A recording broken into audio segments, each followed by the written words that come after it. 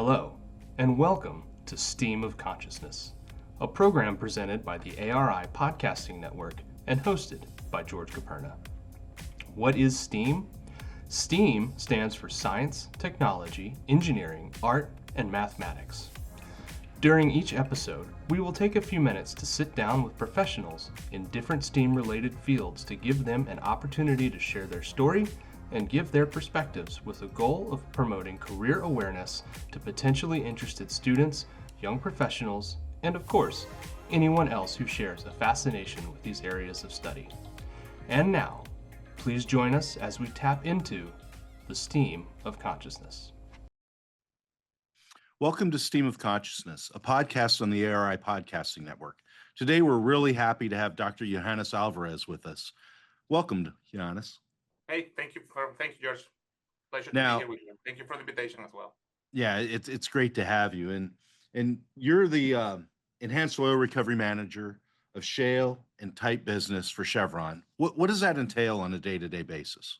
Yeah, sure. So this is basically, last year, Chevron made some changes on the structure that we have, and we combine all our business unit on the Shale and Tight, which Shale and Tight is basically unconventional assets. All of our conventional assets were just merging one business unit that is called Shale and Tight Business. That's basically half of the company. We produce 1.7 million barrels a day. Has assets in North Dakota and Bakken, in Colorado and the Rockies, of course in Permian, and also in Argentina, Vaca Muerta and Loma Campana, all those areas.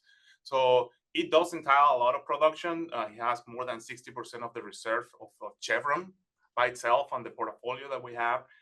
And it's a huge endeavor, right? So what I do and my team does is we are in charge of the EUR efforts in Shale and Tight, in the whole areas, in all the areas. So we have different pilots, different executions, different activities in different places to try to enhance the recovery of these unconventional reservoirs, either chemically or with gas or a combination of them. So that's basically what we do. We move that technology forward and we implement it in different places. There are different maturities, of course, there are different reservoirs. So we have to adapt to different conditions. But at the same time, basically, we're trying to have the same recovery mechanisms in all of them. How interesting. Now, what kind of degree sets do you have to enable you to do this type of job? Yeah, I've been doing this for a while. I even did it before when I was in my home country in Venezuela, when I was in PDVSA. So let me tell you a little bit of the whole thing. My bachelor's degree is in chemical engineering. I am a proud, alumni from the University of Simón Bolívar in Venezuela, in Caracas. And I did chemical engineering. Right after that, I went and I worked in PDVSA for years, for 12 years or so.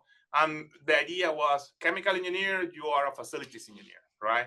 So I did a lot of facility engineer work, processing gas, water, separating, these fluids that we get from the subsurface. And then, when I did a master's degree, so I have a master's degree in chemical engineering as well. I was lucky enough to do it at Stanford University in California. And over there, I, basically studied more water treatment and how you can get the most out of the water that you produce for the reservoirs and put it back into the reservoirs as well. As you know that one of our enhanced recovery techniques is basically putting back water to maintain pressures on conventional reservoirs, most of them, right? So I did that basically with that and heavy oil as well. And then after a few years in PDVSA, we came here to Texas and I went to Texas A&M and I was lucky enough to have my PhD on basically petroleum engineering in Texas A&M. Over there, I did enhanced oil recovery in unconventional reservoirs. So it was an idea at that time that was very fresh. I was lucky enough to find a mentor, an advisor that was on the same page as me, Dr. David Schechter. We together start working on all this and trying to see how we can actually test this in the lab. What are the implications of the lab results? How we can apply it on the field? How we can talk to others and communicate that? And lucky enough, that was basically the degrees that brought me here to Chevron. They saw what we're doing in Texas A&M, and I went directly to do this in Chevron as soon as I joined them. So now we're kind of stepping our way back machine a little bit, Johannes, yep. And go back to Venezuela with me. And so young Johannes, did he go, I want to be a chemical engineer and petroleum engineer when I grew up? Was that always what you wanted to do? I did. I want to be. I want to be a chemical engineer. I want to be a process engineer, basically, right? And the main industry in our country is oil and gas, right? So it was almost a certain, next step to be doing process engineering over there in the oil industry, right? So that was the idea.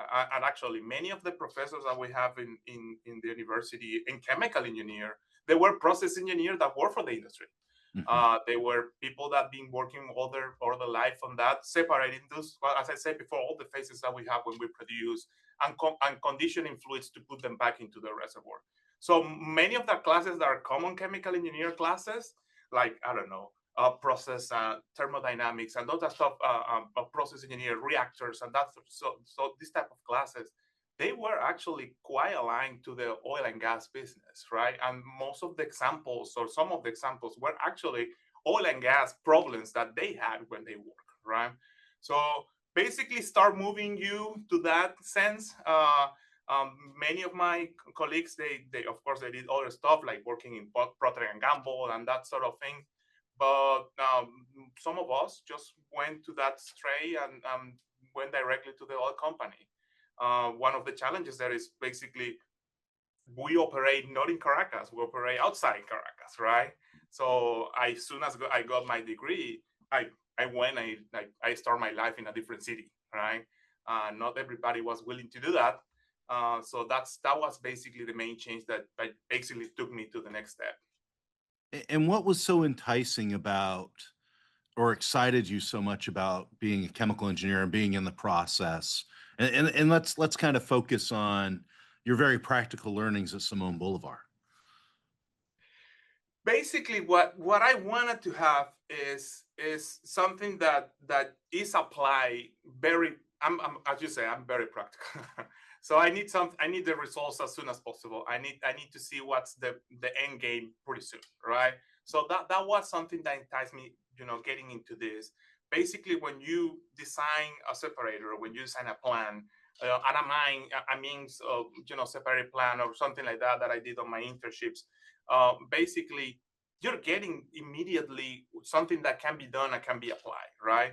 I work also on another internship that I had during my college year, some chemical training, chemical assessment and chemical, basically water chemistry to try to make the water better for injection, right? And it was in a plan as well.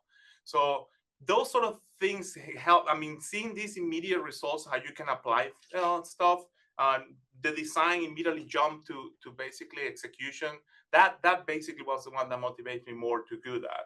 Also, the resources that we have as a country, as an industry in the oil and gas, right?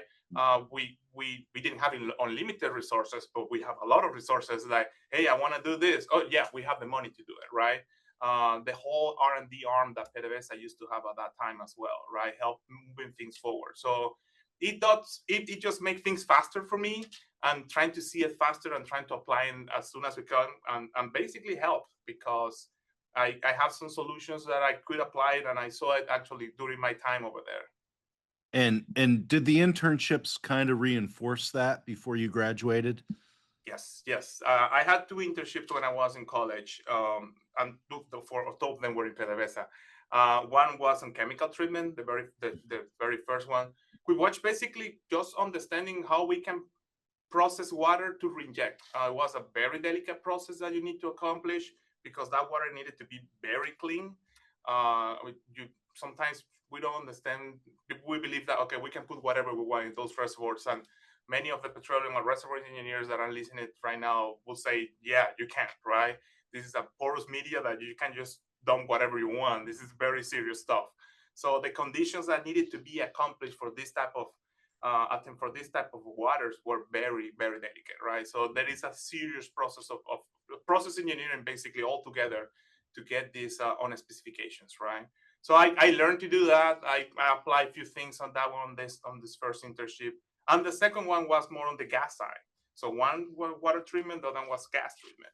We have high contents of H2S in some of these reservoirs, and basically we needed to separate them, and I have to design plans and basically options how to separate them on the field, right? And the good thing, because I made some solutions, and they went and they bought the equipment, right? And they both built it, after I left. And then when I went back as a new hire, I saw the stuff that I did during my internship, right? So that was very rewarding as well. So yeah, that's the way. It must have been. Now, did you get an offer for employment at the end of that second internship, or did that come No, later? it doesn't work that way in Venezuela. Okay. So here, and I'm a recruiter for Texas A&M. So here, yes, we go in summer, we interview our candidates, and we don't let them go, and we bring an offer, right? Yeah, it doesn't work that way in Venezuela. Basically, you get your degree, and then after that, basically start the process, and they interview you again. They know that you inter with them, of course, but you don't get an offer right after internship. You basically get an offer when you have your degree in hand. So it's a little bit different in that regard. Now, was it any driving factor? You talked about liking have results as quickly as possible. Did that drive you to enter industry right away, or was there any thoughts, hey, maybe I should do my master's now? Walk us through that.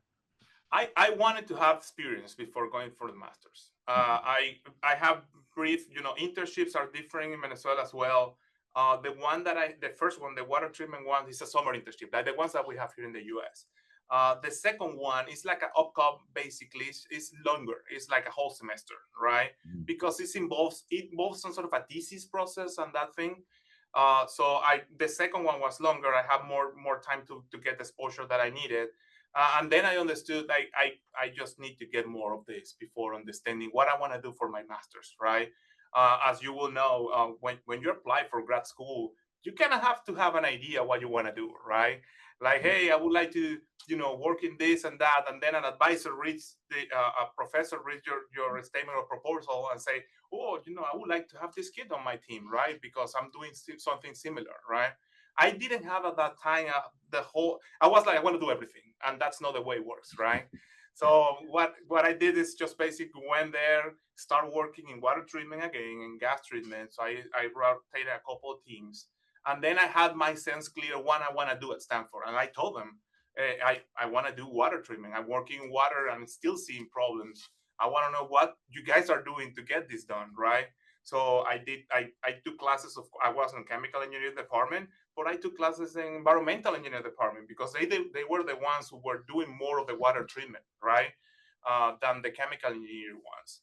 So it helped me mold, or you basically understand better what I want to get out of my master's, than just understanding. I just do whatever, somebody will pick me and we'll see what happens. And most likely doing some research I won't be able to apply when I go back, right? I was lucky enough that PDVSA sponsored that. So I also, my sense of responsibility was also, hey, I want to learn something that I can come back and apply it, right? Because basically they're helping me get in there and they're giving me that opportunity. I mean, it's just a tremendous benefit to have your firm sponsor graduate school. And so was there a process you had to go through to get approvals for that, obviously? Because it's not going to Stanford is not no, a very cheap thing. So let me put all the listeners on the time frame that I was, right? PDVSA, right before, a few years before I went to my master's, had a serious strike.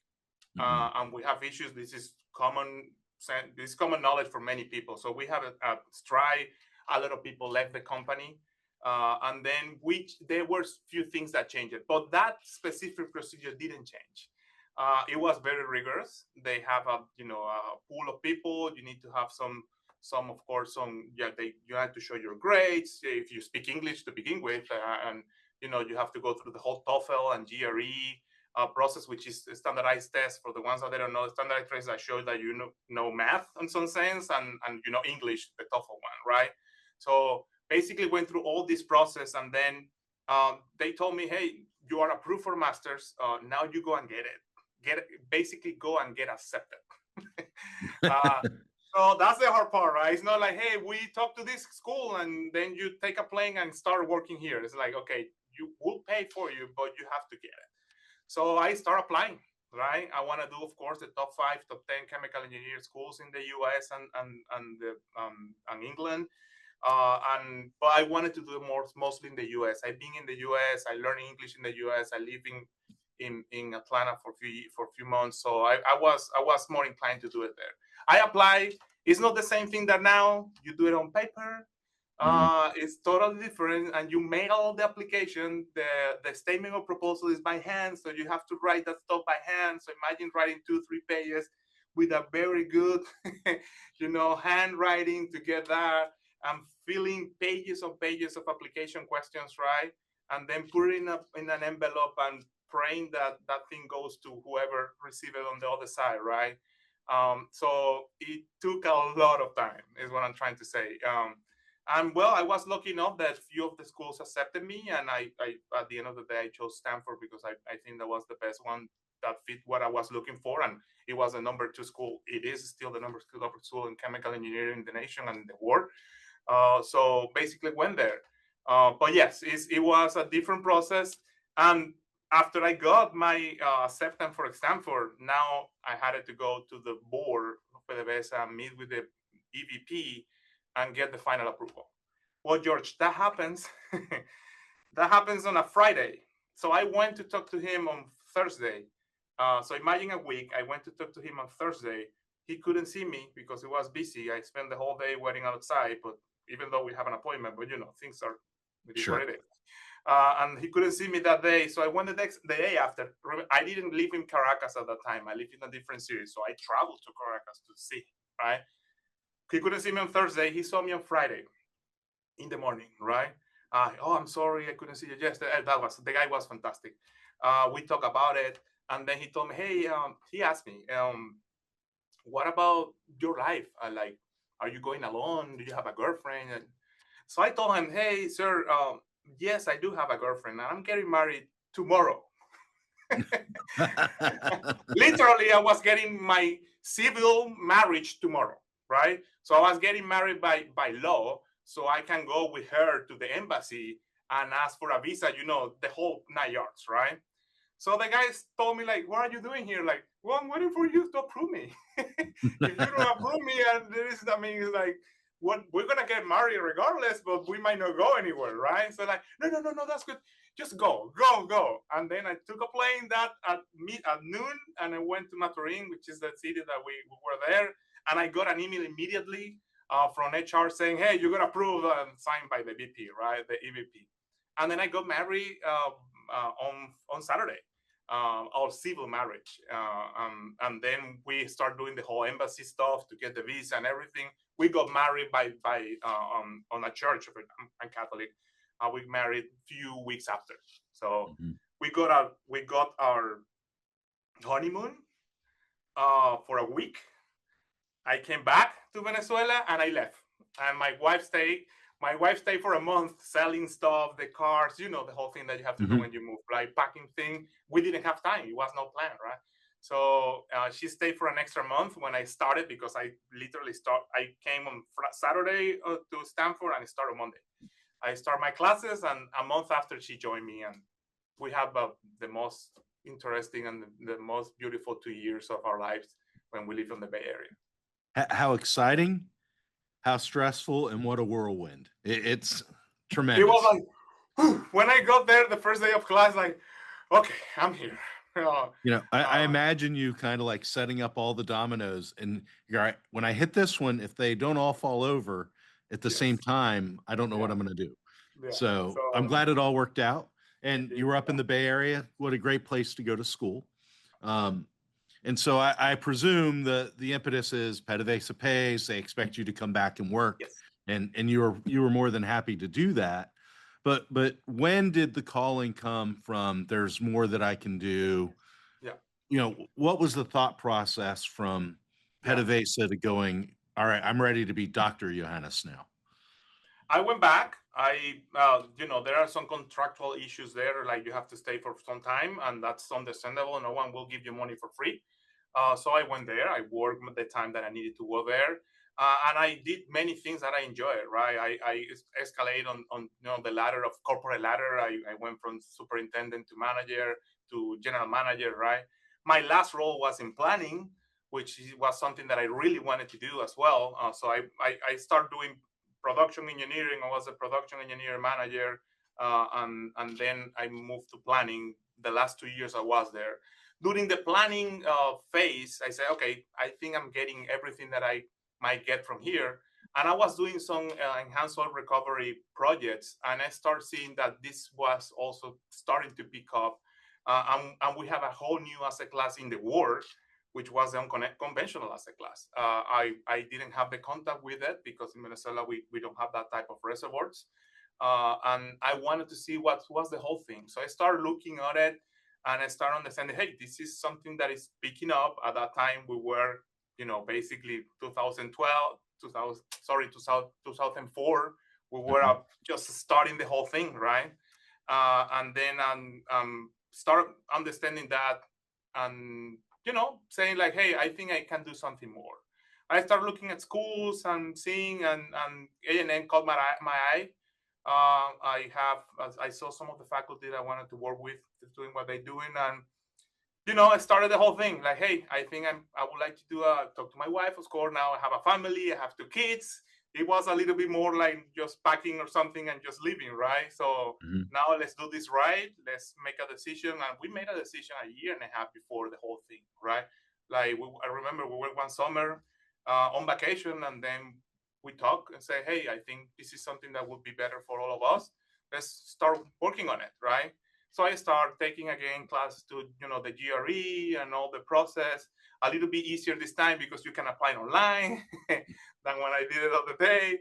I applied for a few schools, and A&M was the one who gave me the most, attractive offer, right? At the end of the day, I was a father of a family, and I couldn't just come here and figure out what to do, right? I needed to have some funding. I needed to have a few things that give some sort of an stability to my family. And A&M gave me that. And I'm all, this more than anybody, George, because you know me for many years. I'm totally grateful of A&M, and A&M and the Petroleum Engineering Department is an entity that can call me at midnight, and wherever I am, I'll do whatever they ask. Our head department, you know him well, Tom Blasingen. He knows that I'm here for whatever they need me. He needs me, and all the faculty as well, because I'm grateful for that. They give me a new life, right? As simple as that. I was, and all this happens before the, PDVSA debacle. I mean, it was going downward. I know, Your timing was very good. I left in 2012. I mean, economy was okay at that time. We didn't have these issues with, not getting things or that sort of stuff. That was a good timing, basically, right? So I left, of course, and starting this PhD.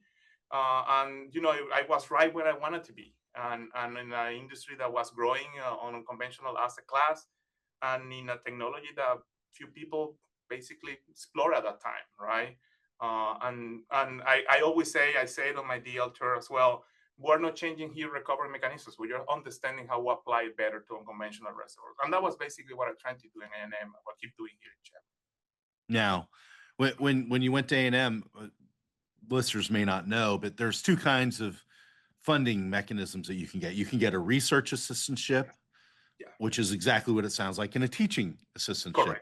Correct. Or sometimes it's a little bit of both, depending. Correct. And you had the research assistantship. So I got, So that's good, because that you get paid to focus on doing R&D, right? Like I was lucky enough to get that one, and I was lucky enough to get it from the very beginning. Usually you go to a semester, you shop for a professor, you start looking what you need to do, and then you get some funding, right? Depending of the conditions and everything that happened. I was lucky enough to get that funding from day one. And that was one of my requirements. Like I say, hey, I do have a family. If I were alone, I'm fine. I can, but I do have a family. And even though the money that school pays students is not enough to sustain a whole family, it helped for me with my savings to basically move that forward and bring them all, put in at school. I mean, all the stuff that was needed for them to have a real life, a normal life, right? My son was 3 years old at that time. He didn't speak English at all, so we have to put it in a school to start, speaking English. I remember vividly telling to my wife, "Hey, sometimes I need to go to the restroom, and I don't know how to say that."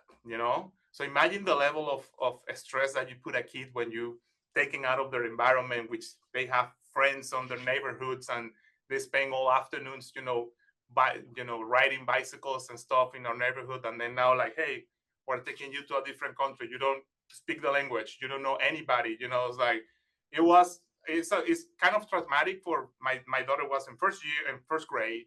My son was 3 years old. So it was a little bit hard there. So I needed to have that system.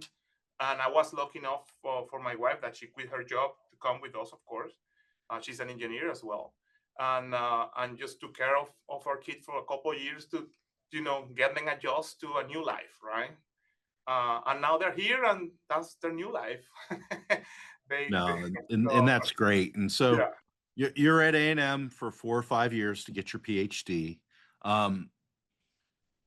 What attracted you to Chevron? I'm sure you had choices, but that's where you ended up. The culture, mostly.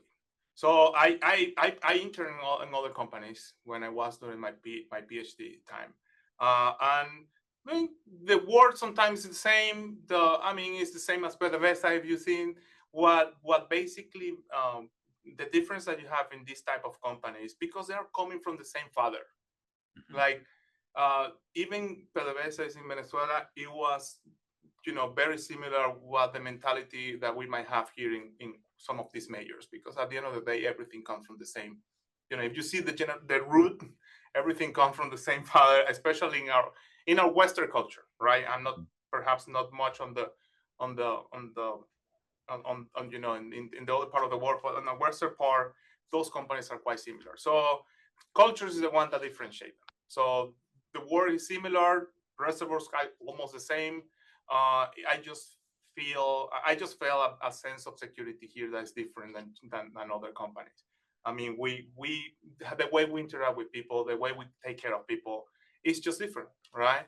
And I had the chance to meet a bunch of recruiters. Some of them are my dearest friends.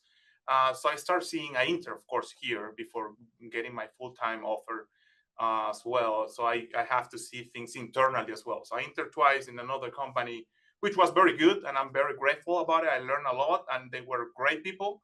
And then I interned. My last internship was here in Chevron, and also I saw what I needed to do, and I'm here. Here I am. Very grateful having a job, a responsibility here. I'm basically moving this company and this as a class forward, right? This is the main goal what we have right now.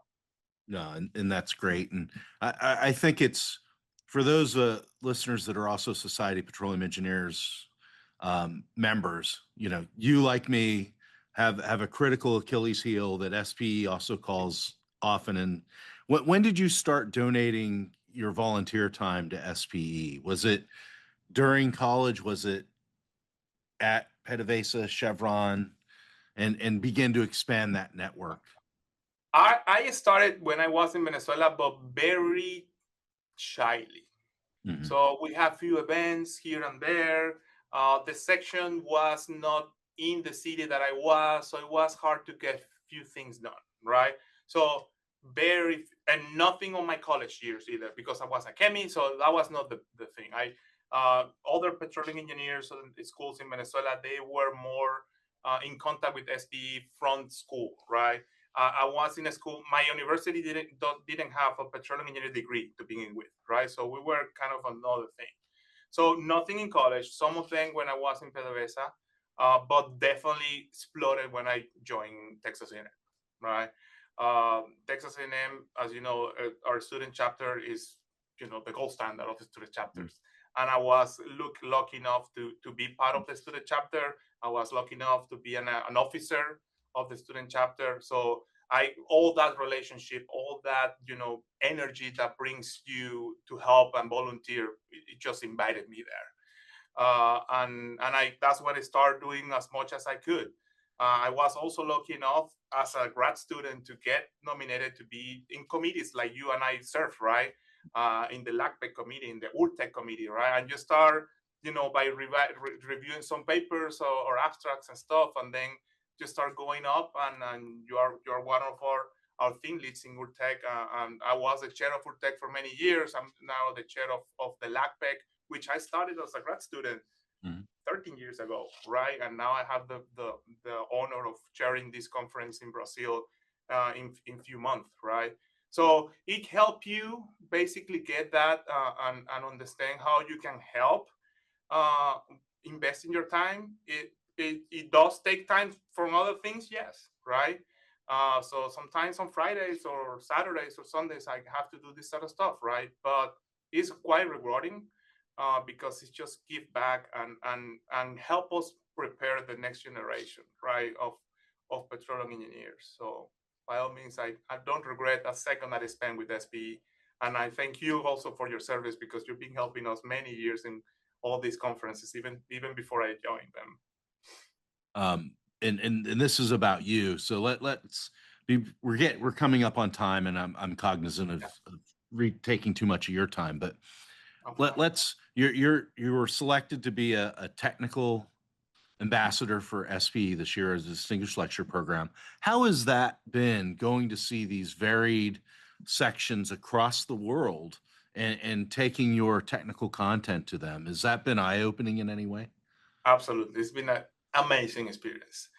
This is something that I wanted to do for a few years. I just didn't have the right content, the right message. You know, it's when you feel like you are there, but you're not quite there, right? Last year, I thought I was there, and I was lucky enough to be nominated by Dr. Zhu from Texas A&M. She's in the committee. Well, we start the whole process, right? It's not that easy to get there. You have to submit a presentation. I mean, they give you, then you have for the first round, which is basically, well, I don't think this works that well for us.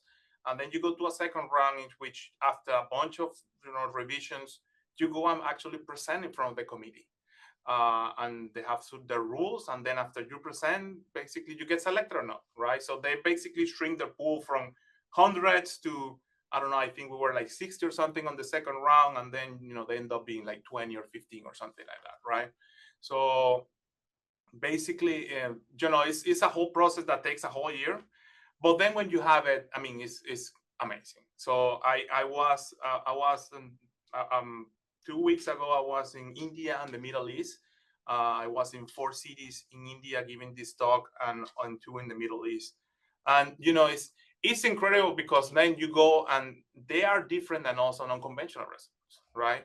So you start with like, hey, we drilled this stuff, we completed, we put all this water, put all this sand on these wells, it's like, and we don't flow through porous media. We do this stuff, that everything start, but also reminding them like, hey, we do this, but those are the basic reservoir engineering concepts that you learn at school that we apply still. And this is not totally different, right? So trying to make that bridge to them in places that they were mainly producing conventional reservoirs or heavy oil for that matter, right? In quantities that they were sometimes less than us, sometimes more than us, right? So I was in a city, I was in Bahrain, and they produce 40,000 barrels a day, right? But then I was in Basra in Iraq, and they produce 4 million barrels a day, right? So it's like, okay, this is totally different, right? And basically trying to bridge that with what we do. A lot of interest on what we do, a lot of conversations afterwards. So presentation 45 minutes, 2 hours afterwards talking, and hey, how do you do this, how that works, right? Could you please talk to us more, and that sort of stuff, right? Because they understand we all have source rocks, right? If we have a reservoir, we have a source rock, right? So they understand that they all might have this potential eventually, right? So it's like trying to understand how we get them, right? So yes, it was a great experience. I have another leg to South America in May. So happy to report back on that. But I'm expecting also great interest in all these sections. So this is a very, and I encourage everybody who has a very important topic to share, just go for it, because this is something I think this is the flagship program for S.P.E. And it's just something quite rewarding, not only for the speaker, for the people that actually get in there. They were very pleased to see me there and interacting with them. Yeah, and so happy you're able to make time, and Chevron's loaning you out and allowing you to do this, because spreading the word technically is the right thing to do. And last question I have for you is one I like to ask everyone, is whether it's young Johannes or a student getting ready to make decisions, what kind of advice would you pass along to a young person today to kind of gear them up for what lays ahead? First of all, I would say get good in one thing and get better every day.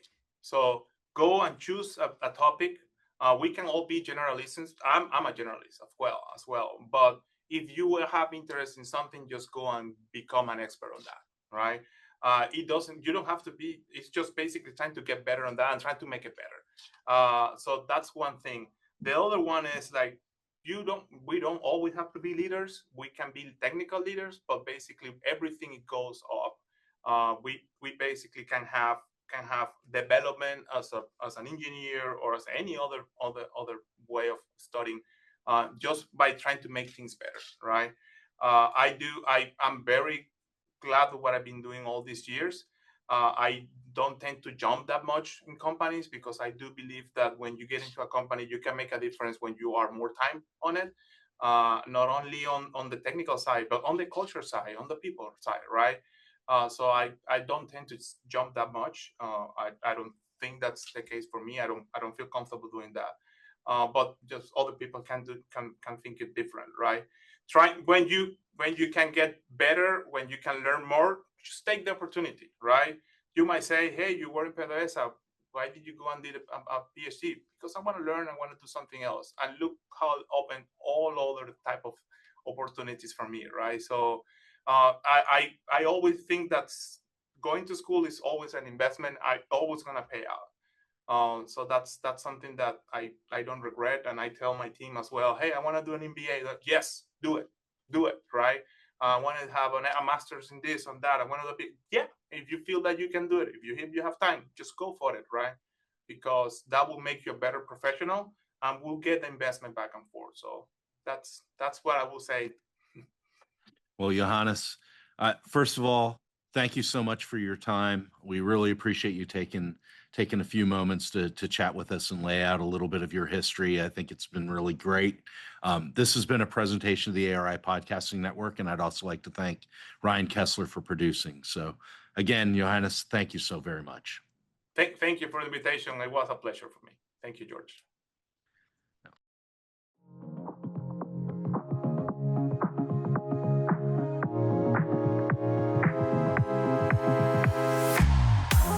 Thank you for tuning in. Be sure to listen to new episodes of Stream of Consciousness, available on your preferred podcast listening station.